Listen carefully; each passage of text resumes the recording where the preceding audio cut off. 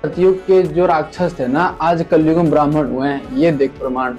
सतयुग की जो स्थिति थी वह द्वापर में विशेष रूप से कम हो गई। राजन, उन प्राचीन युगों में जो राक्षस समझे जाते थे वे कली में ब्राह्मण माने जाते हैं, क्योंकि अब के ब्राह्मण प्रायः पाखंड करने में तत्पर रहते हैं। दूसरों को ठगना, झूठ बोलना और वैदिक धर्म कर्मों से अलग रहना कलियुगी ब्राह्मणों का स्वाभाविक गुण बन गया है। हाँ, छुपा लो अच्छे से छुपा लो अगली लाइन को, पर मैं पढ़ के सुना देता हूँ। रुको। अब देखिए, ये सब निंदा करके कहते हैं कि क्षत्रिय, वैश्य और शूद्र भी इसी प्रकार से धर्मी हो जाते हैं जैसे कि ऊपर ब्राह्मणों के बारे में लिखा है। ठीक है, यही दशा कलयुग में इतर वर्णों की भी है। पाप करने और झूठ बोलने में किसी को कोई हिचक नहीं रहती। तो भाई अब मेरे को ये बताओ, रामपाल कौन से वर्ण का है? क्योंकि यहाँ तो चारों वर्णों की सेम निंदा की गई है। चलो, कम से कम इस पाखंडी ने ये तो स्वीकार कर लिया कि जो सतयुग में राक्षस थे वो कलयुग में ब्राह्मण होंगे और वो गलत ज्ञान देंगे। अब आपको दिखाते हैं कि संत रामपाल जी महाराज कौन से वर्ण के थे।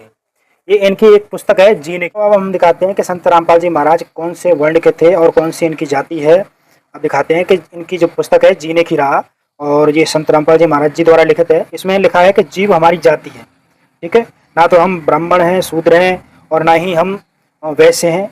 जीव हमारी जाति है। मानव धर्म हमारा हिंदू, मुस्लिम, सिख, ईसाई धर्म नहीं है।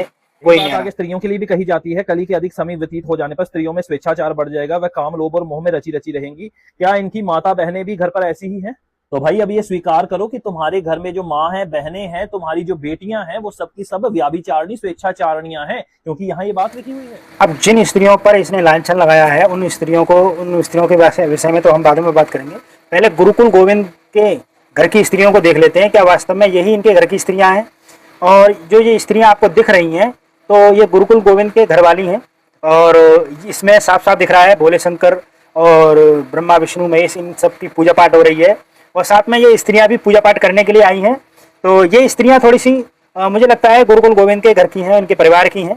तो आप देख लीजिए। अब आगे